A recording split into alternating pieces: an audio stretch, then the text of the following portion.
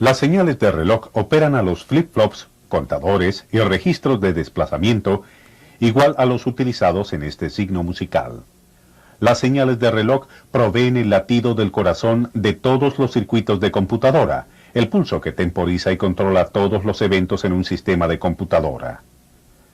Las señales de reloj son señales periódicas que hacen que los circuitos lógicos secuenciales como este pasen de un estado al siguiente. Una vez que la señal de reloj excita al circuito secuencial, el circuito cambia de su estado inactivo a su estado activo para realizar la función para la cual el circuito secuencial fue diseñado. En esta lección examinaremos circuitos que producen señales de reloj, un área esencial de conocimiento en electrónica digital. Las señales de reloj son generadas por circuitos conocidos o bien como relojes, osciladores de reloj o multivibradores. Estos circuitos producen pulsos rectangulares de salida con frecuencias, ciclos de actividad y amplitudes específicas. Hay tres tipos principales de circuitos de reloj o multivibradores. Relojes monoestables, también denominados de un disparo o one shot en inglés.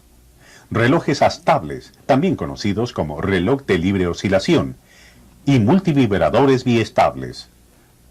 Los relojes monoestables poseen un estado de salida estable o nivel lógico en el cual permanecen normalmente. El disparo es o bien un interruptor mecánico o de una señal tomada de otro circuito. Cuando se aplica la señal externa de disparo, la salida de reloj va al nivel lógico opuesto. Después de que se retira el disparo externo, la salida del reloj vuelve al estado estable después de un periodo dado de tiempo.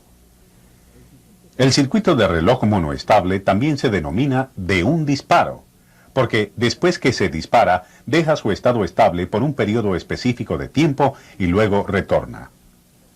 El reloj astable o multivibrador astable no posee un estado de salida estable. Continuamente cambia los niveles lógicos de salida, pero a un ritmo muy predecible. Por un periodo de tiempo dado, la salida es un bajo, luego la salida va a alto por un periodo de tiempo dado. Luego nuevamente a bajo, luego a alto, y así sucesivamente. El reloj astable también se denomina reloj de oscilación libre. Este reloj se autodispara debido a su sistema de circuito interno. Una vez que se aplica la alimentación, el circuito conmuta de un estado lógico a otro hasta que o bien se desconecta la alimentación o el dispositivo falla. El tipo final de circuito de reloj se denomina multivibrador biestable. Como su nombre lo indica, posee dos estados estables, alto y bajo. Cuando se le aplica alimentación al dispositivo, este estará en uno de estos dos niveles, en este caso un alto. Como un monoestable, el de multivibrador biestable se activa por un disparo externo. Cuando se aplica el disparo externo, el reloj cambia al nivel lógico opuesto, un bajo. El multivibrador biestable permanecerá en bajo hasta que se aplica otro disparo, en cuyo momento cambia nuevamente al nivel lógico alto. En esta lección estudiaremos en profundidad a los circuitos de reloj monoestable y astable. Investigaremos tres tipos de circuitos monoestables. Uno creado con compuerta, junto con circuitos construidos con los monoestables 74123 y los timers o temporizadores 555. También examinaremos un tipo especial de entrada, un inversor con una entrada disipador Schmitt, utilizada en los disparos externos de estos circuitos. Este circuito monoestable consiste de dos resistores, un capacitor, una compuerta NAND, un inversor y un interruptor. El resistor R2 mantiene a la entrada del inversor normalmente llevada abajo. La salida del inversor es por lo tanto un alto. Este alto se realimenta a una entrada de la compuerta NAND y sirve como la salida de estado estacionario del circuito. La otra entrada de la compuerta NAND está unida al resistor de arranque de voltaje R1 y a un interruptor pulsador normalmente abierto, SW1. Cuando el interruptor no está activado, esta entrada de la compuerta NAND es llevada a alto. Con ambas entradas en alto, la salida de la compuerta NAND está en bajo. En este estado hay un bajo en ambos extremos del capacitor y por lo tanto no hay diferencia de potencial a través de él. El capacitor no está cargado. Cuando se activa el pulsador, este extremo del resistor R1 queda puesto a tierra. Esto significa que esta entrada de la compuerta NAND se convierte en bajo. Ahora, una entrada en bajo y la otra en alto, la salida de la compuerta NAND va a alto. En este punto el capacitor comienza a cargarse a través del resistor R2. Debido a que el capacitor no posee carga inicial, al comienzo la carga de corriente es muy grande. Como resultado, hay una gran caída de voltaje a través del resistor positivo. Esta caída de voltaje excede el nivel de una entrada en alto para el inversor, denominado V sub IH en este gráfico. Como resultado, la entrada del inversor es ahora un alto. Con la entrada de inversor en alto, su salida va abajo. Este bajo se realimenta a la entrada de la compuerta NAND. Con ambas entradas de la compuerta NAND en bajo, su salida permanece en alto. Pero a medida que el capacitor continúa cargándose, la corriente de carga cae exponencialmente. Como consecuencia, la caída de voltaje a través del resistor continúa hasta que llega al nivel de una entrada en bajo, al inversor, denominada V sub IL. El inversor ahora responde a esta entrada en bajo. Su salida va nuevamente a alto. La salida ha entregado un pulso.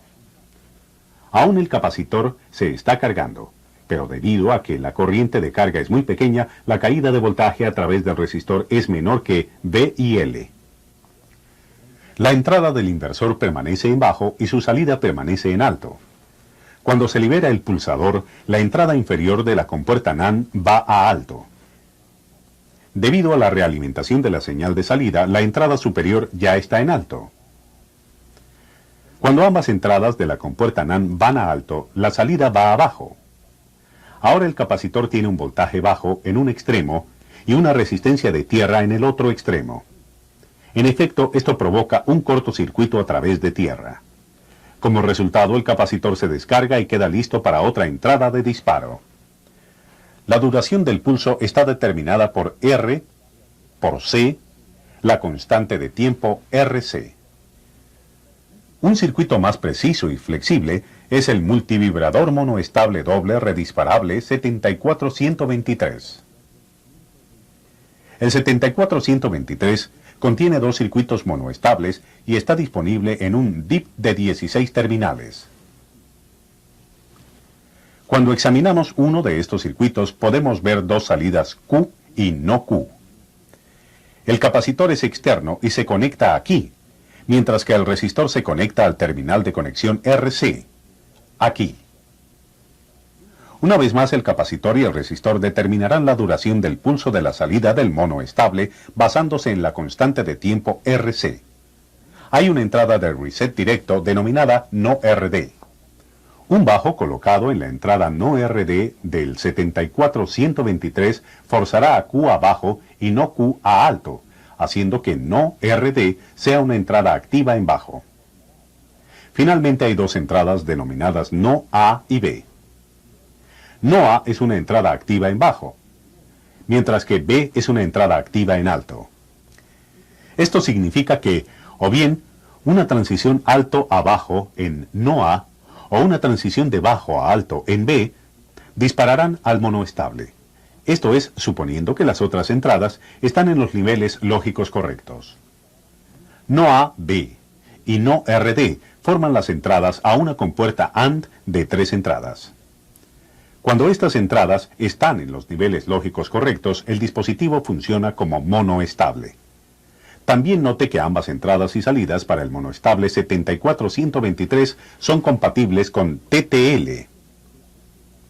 Podemos comprender la operación de este dispositivo cuando examinamos su tabla de verdad con sus entradas no RD, no A y B, y salidas Q y no Q. Mientras no RD está en bajo, y no importa el estado de no A y B, la salida Q está en bajo y la salida no Q está en alto. Este es el modo reset. Cuando no RD no importa, mientras que no A está en alto, y B no importa, la salida Q es un bajo, y no Q es un alto. Un alto aplicado en no A, que es una entrada activa en bajo, inhabilita a la entrada y deja al dispositivo en reset. La siguiente línea de la tabla de verdad muestra que cuando no RD no importa, no A no importa y B es un bajo. La salida Q es un bajo y la salida no Q es un alto. Un bajo aplicado a B, que es una entrada activa en alto, también inhabilita a la entrada y deja al dispositivo en reset. Ninguna de estas tres primeras combinaciones de entrada producirá una salida del monoestable. Estas siguientes tres combinaciones de entrada son las únicas que producirán salidas del monoestable. Note que cuando no RD está en alto, no A está en bajo y se provee un pulso AB que va de bajo a alto. Las salidas Q y no Q indican pulsos complementarios. El dispositivo produce una salida monoestable. Asimismo, cuando no RD está en alto y se le provee a no A un pulso yendo de alto a bajo y B está en alto, las salidas Q y no Q indican pulsos complementarios. Finalmente, cuando se le provee a no RD una transición de bajo a alto, no A está en bajo y B está en alto. Las salidas también indican pulsos complementarios. La duración del pulso puede extenderse proveyendo a la entrada no A flancos de caída. La duración del pulso también puede extenderse proveyéndole o bien a B o a no RD flancos crecientes, haciendo que el 74123 sea redisparable. La duración del pulso de salida puede reducirse o reajustarse colocando un bajo en la entrada no RD. La duración básica del pulso de salida o ancho se determina esencialmente por la constante de tiempo RC del resistor y capacitor externos.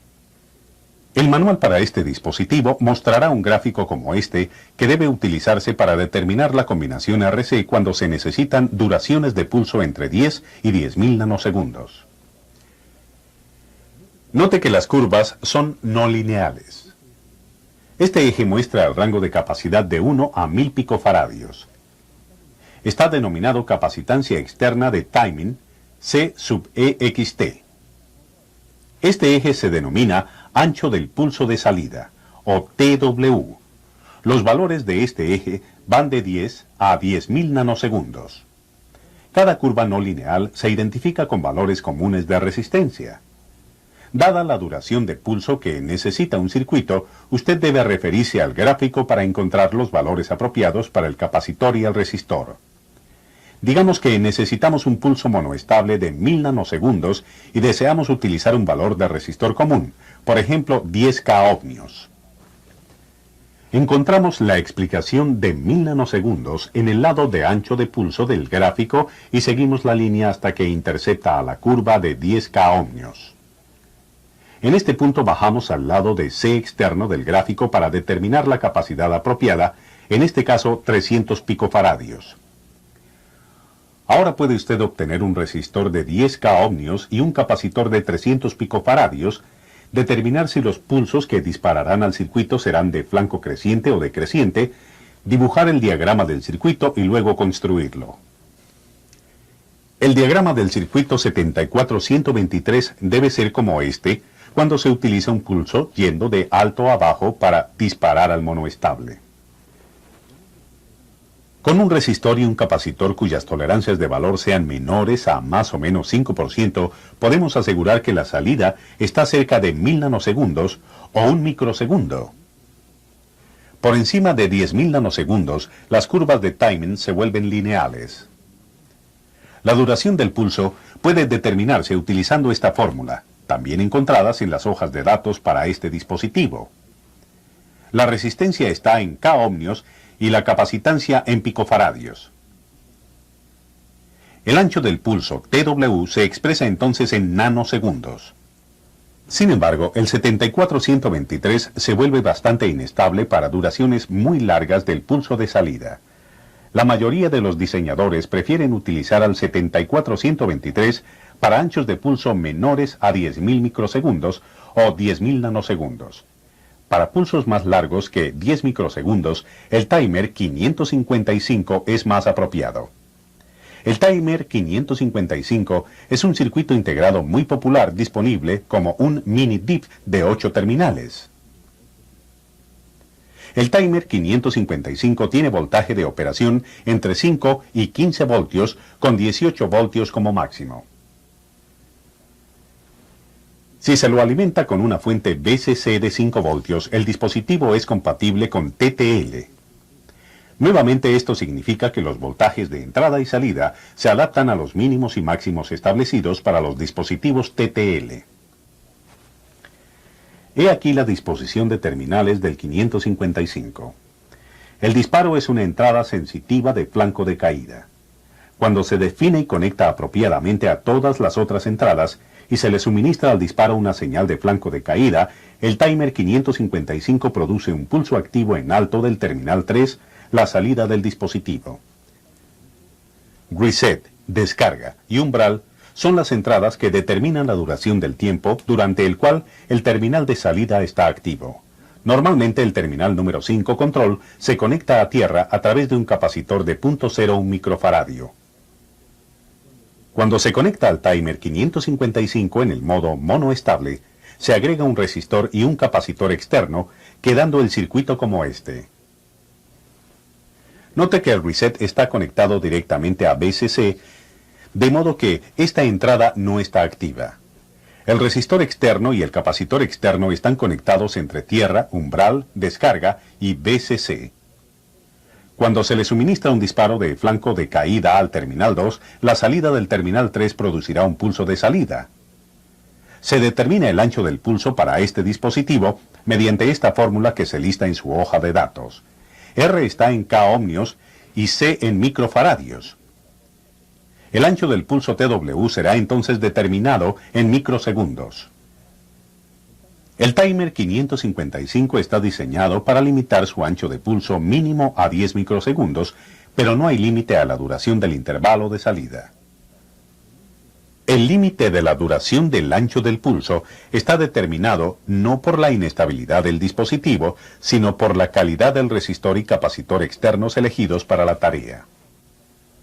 Con el 74123 utilizado para pulsos cortos y el 555 para pulsos largos, el técnico digital posee dos circuitos muy flexibles, disponibles para la creación de pulsos monoestables, que pueden utilizarse para disparar flip-flops, contadores o registros de desplazamientos.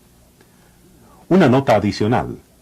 Debido a que los monoestables son disparados externamente o bien mediante un interruptor mecánico o por una señal desde otro circuito, la inestabilidad de la señal o el nivel de ruido en la señal de disparo puede ser un problema. Por esa razón, se han desarrollado dispositivos disparadores Schmitt y examinaremos un dispositivo así antes de dejar a los monoestables.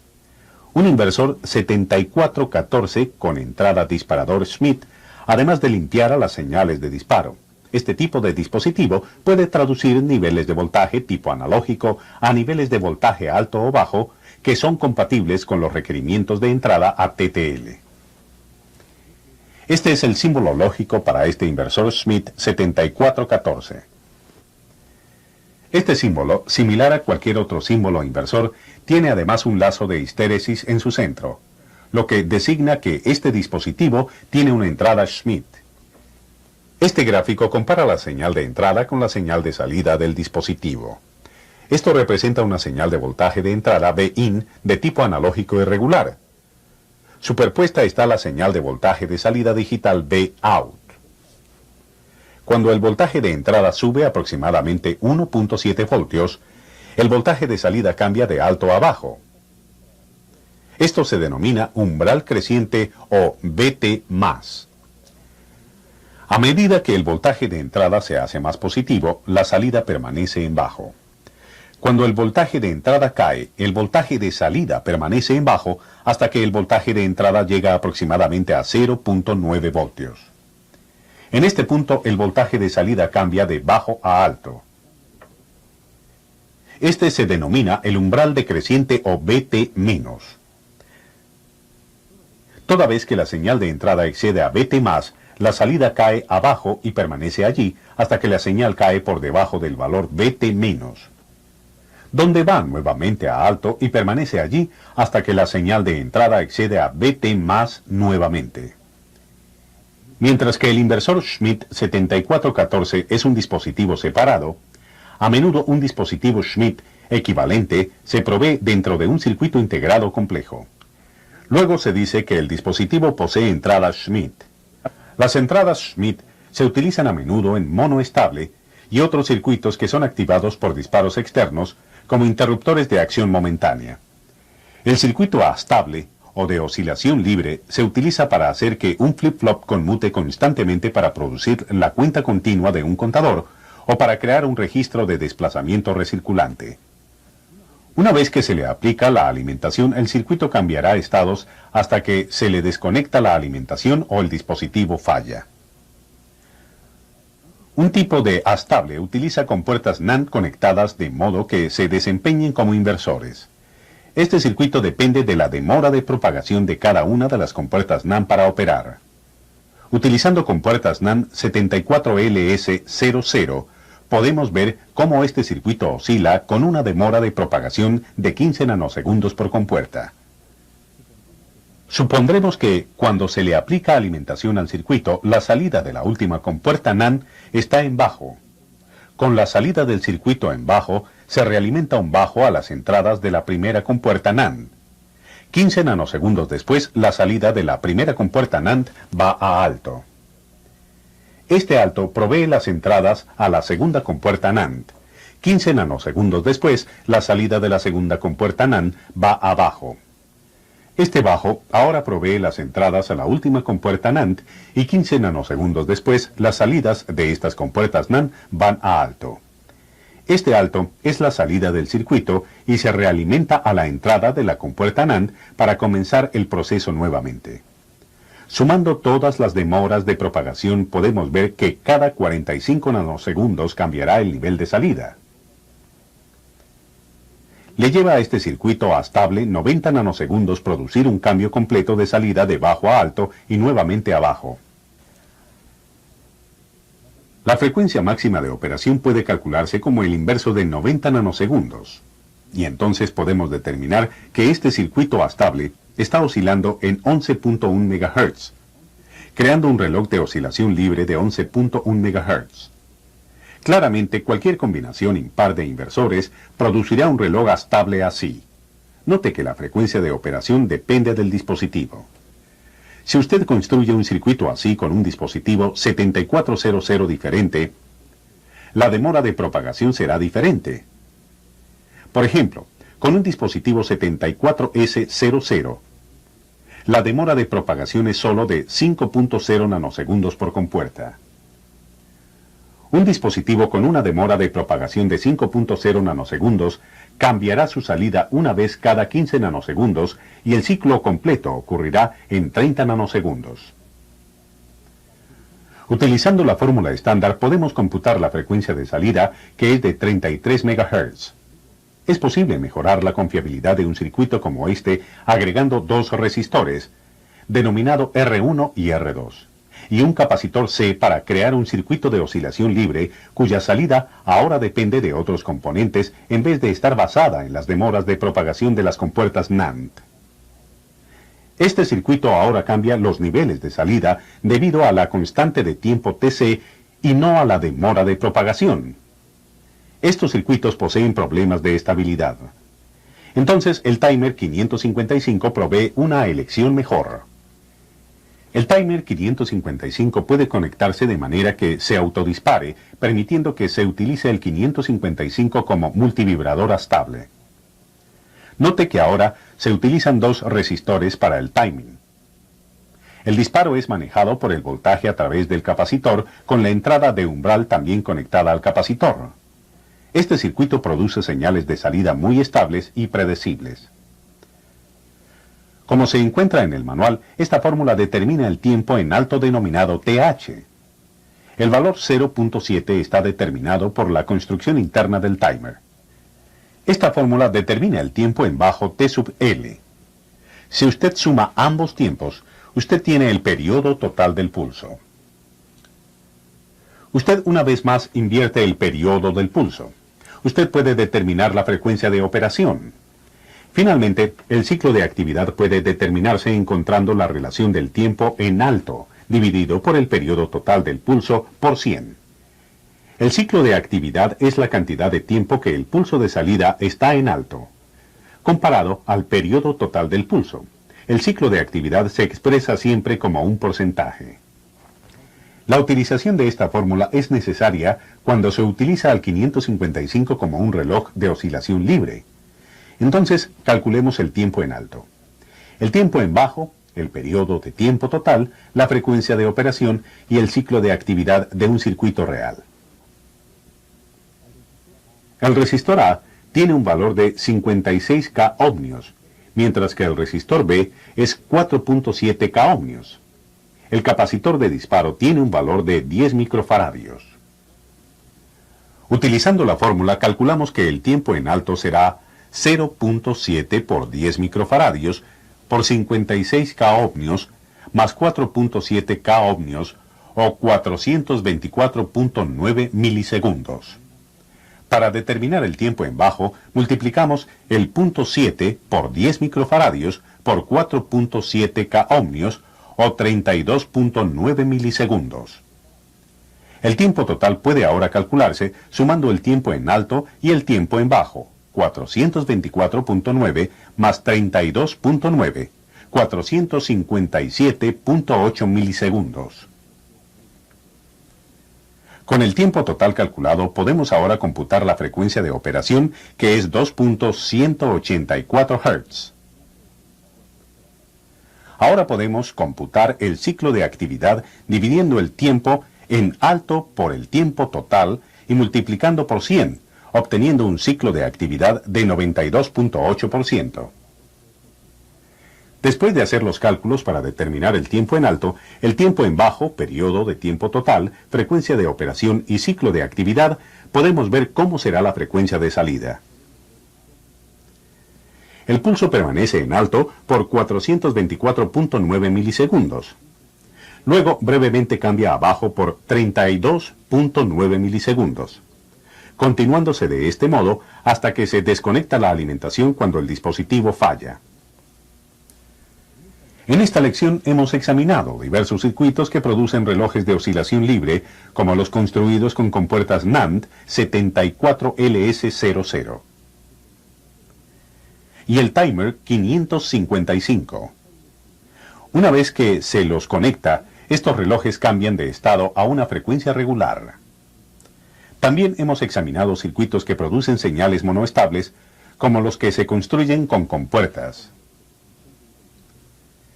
y los que se construyen con monoestables 74123 y timers 555. Además, describimos la función de las entradas Schmitt para acondicionar las señales de disparo que van a aquellos circuitos que utilizan disparos externos como interruptores tipo pulsador. También hemos examinado la señal producida por un multivibrador biestable. Las señales periódicas producidas por todos estos circuitos hacen que una amplia variedad de circuitos secuenciales lógicos cambien de estados y realicen las funciones para las cuales esos circuitos fueron diseñados, proveyendo un pulso regular para una gran computadora que guía un vuelo espacial, o manejando un registro de desplazamiento que nos permite seguir este aviso: las señales de reloj son una parte esencial de la electrónica digital.